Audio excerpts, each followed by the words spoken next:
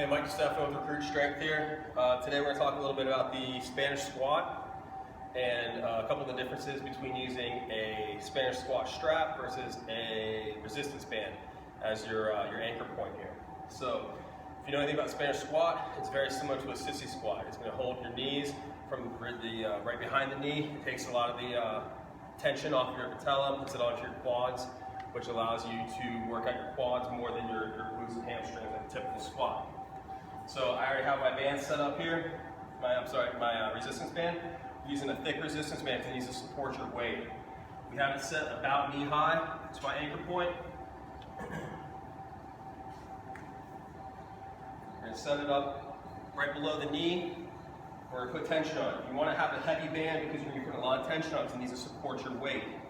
So once we have the tension on it, when you go to the Spanish squat, we're lowering ourselves down without allowing our knees to cross over our toes. So when we talk about a regular squat, we're getting down, squatting forward, squatting straight down. With this one, we're kind of squatting backwards. We're lowering our entire body back.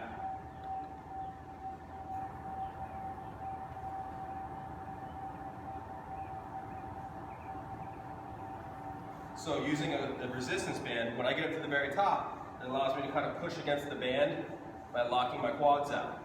It's going to put a little bit more pressure on our quads.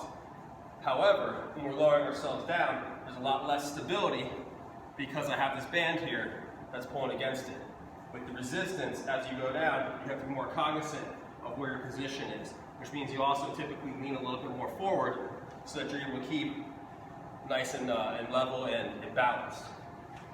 Moving over to our Spanish squat strap, which I'm using my inversion strap for, which is made out of old fire hose. Same setup, anchor point's right about the knee, my anchor here. I have it set up in the same spot, just below the knee. And when you go to lower down on this one, because there's no give at all, it allows me to go deep into it without having to try to balance and stay more forward on it. This allows me to put a lot more weight onto my quads. It makes it a lot more like a sissy squat. At the very top, I can still pull against it. However, when I'm pulling against it, I don't have any resistance pulling my legs forward.